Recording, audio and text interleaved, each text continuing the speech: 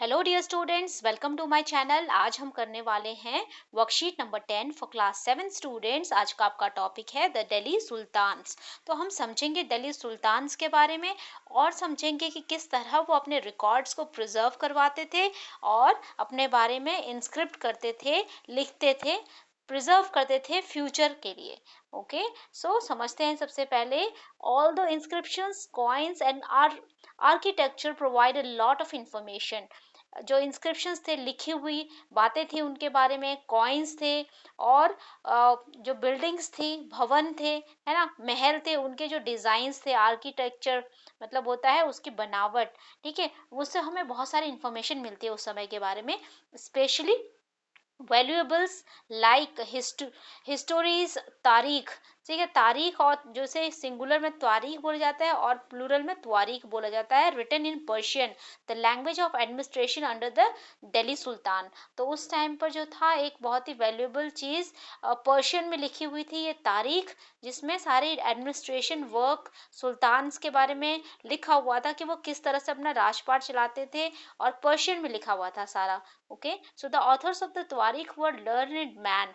ठीक है, ये क्या होता है, पढ़े लिखे लोग होते हैं जो कि अलग अलग भाषाओं का ज्ञान रखते हैं। Secretaries, administrators, poets and courtiers who both recounted events and advised rulers on the governance, emphasizing the importance of just rule।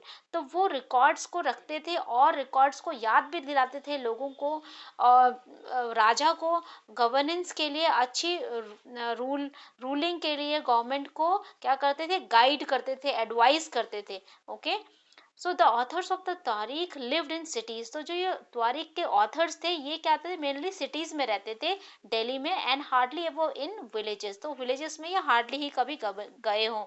They often wrote their histories about sultans in the hope of rich rewards. तो sultans के लिए ये लिखते थे ताकि उन्हें क्या मिले, अच्छा खासा मुंह मांगा इनाम मिले। अगर वो सुल्तान की प्रशंसा करेंगे, उनके बारे में अच्छी अच्छी बातें लिखेंगे, तो राजा खुश हो जाते थे सुल्तान्स, और वो उनको इनाम देते थे। These authors advised rulers on the need to preserve an ideal social order based on the birthright and gender distinctions.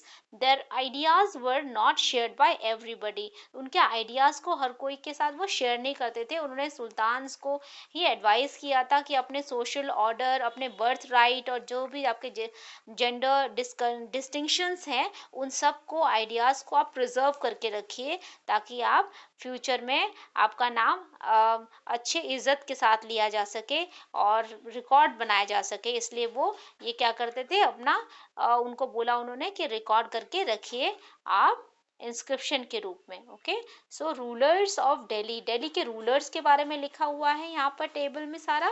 ठीक है, किस तरह से अर्ली 12th सेंचुरी में तोमर्स आए, फिर उनको हराया चौहान्स ने, उसके बाद अर्ली टर्किश रूलर्स आ गए, खिलजी डायनेस्टी हो गई, तुगलक डायनेस्टी हो गई। ठीक है, तो ये सारी चीजें हम ध्यान से देखेंगे। सबसे पहले समझते हैं यहाँ पर दिल्ली सल्तनत के बारे में। Delhi first became the capital of kingdom under the Tomar Rajput.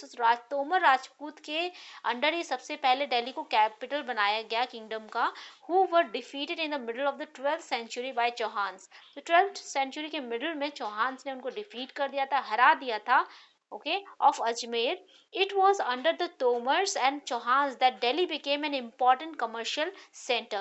ठीक है, चौहान्स और तोमर्स के कार्यकाल के दौरान क्या हुआ, दिल्ली एक इम्पोर्टेंट व्यापार का सेंटर बन गया। Many rich Jain merchants live in the city. तो बहुत सारे अमीर जैन मर्चेंट्स रहते थे सिटीज में। एंड कंस्ट्रक्टेड सेवरल टेम्पल्स, और उन्होंने बहुत सारे टेम्पल्स बनवाए, मंदिर बनवाए। कॉइन्स मिंटेड हियर, और कॉइन्स को भी क्या किया जाता था, गलाया जाता था और यहाँ पे ढाला जाता था, कॉल्ड दहलीवाल। ठीक है, हैड वाइड सर्कुलेशन, इसका बहुत बुरा सर्कुलेशन था। ठीक है, the the transformation of Delhi into capital that controlled vast areas of subcontinent started with the foundation of Delhi Sultans in the beginning of the 13th century। so beginning of the 13th century में दिल्ली को capital बनाने के कारण क्या हुआ, ये centre, India के बिल्कुल सेंटर में था दिल्ली, तो जिसके कारण क्या हुआ, इसको कंट्रोल करना बहुत ही, यहाँ से सब जगहों को कंट्रोल करना बहुत ही आसान हो गया। तो ये एक इमर्ज होके आए, एक कैपिटल, एक कंट्रोलिंग पावर के रूप में दिल्ली। Okay, right. सो अब पढ़ते हैं क्वेश्चन के answers. Mention the sources which help us to study history. तो कौन से ऐसे सोर्स है जो हमें हिस्ट्री के बारे में बताते हैं? तो आंसर बेटा यहाँ से लिख लेंगे इसका। Inscriptions, coins and architecture provide a lot of information, specially values are historian Turkish tarikh written in Persian. ठीक है, the language of administration under the Delhi sultans provide us lots of information about history. Okay, second question आपका, how can the study of tarikh be useful for us? तो history जो तारीख है वो हमारे लिए हेल्पफुल कैसे हो सकती है? फ्रॉम तारीख we get written information about Delhi Sultans. The writers were scholars, secretaries, administrator, poet and courtiers, so who both recounted events and advised rulers of the governance, so emphasizing the importance of just rule. तो उन्होंने इनके बारे में बताया। तो ये जो है हमारे लिए यूजफुल है क्योंकि उस समय का हमें पूरा हिस्ट्री उस टाइम का पता लगता है इस बात से। Describe the limitation of study तारीख। तारीख की लिमिटेशन क्या है, स्टडी के इसके क्या क्या बंदिशें हैं, क्या इनकी लिमिटेशंस हैं। ओके, सो फ्रॉम तारीख we do not get information about general people. यही इसकी एक डिसएडवांटेज है कि हम जनरल पीपल के बारे में नहीं जान पाते हैं, क्योंकि दिल्ली सुल्तान्स जो थे, क्योंकि because the authors of the तारीख लिव्ड इन सिटीज, तो वो सिटीज में रहते थे, हार्डली ही वो कभी विलेज में गए थे। तो उन्होंने वो होप में क्या करते थे कि रिवॉर्ड्स के होप में वो लिखते थे। सो इंस्क्रिप्शन जनरल पीपल के बारे में अवेलेबल नहीं है। ओके, सिर्फ हम सुल्तान्स और राजाओं के बारे में हमारे पास इंफॉर्मेशन है। ओके, डिस्क्राइब द लिमिटेशंस हो गया आपका। फोर्थ क्वेश्चन है, find out which rulers contributed in the construction of Qutub Minar, collects more information about Qutub Minar. तो कुतुब मीनार के बारे में इंफॉर्मेशन कलेक्ट करनी है आपको। ठीक है, कुतुब मीनार किसने बनवाया था? तो कुतुब मीनार जो था वो तीन सुल्तान्स ने मिलकर मिलकर तो नहीं बनाया था।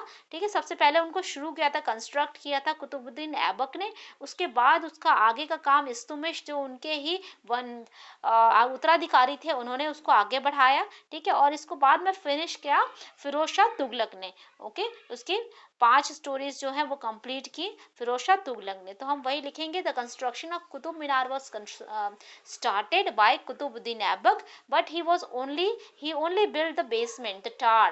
The It was later built in by his successor Istomish, who built 3 more stories. The last 2 floors were completed by Firoz Shah Tughlaq.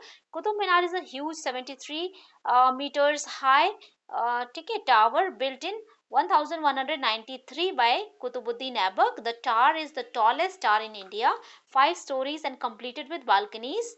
ठीक है, the first 3 stories of Qutub Minar were made by red sandstones and last 2 were made of marble and sandstones. Right बच्चों, I hope आपको यहाँ तक समझ में आ गया होगा। तो आप यहाँ पर लिख लेंगे, यहाँ पे मीटर्स। ठीक है, यहाँ पर लिख लेंगे 73 मीटर्स। ठीक है, मीटर्स 73 मीटर्स आप लिख लेंगे इसको। Right, so if you have any questions, do let me know in the comment section, and thank you for sharing my videos, liking my videos.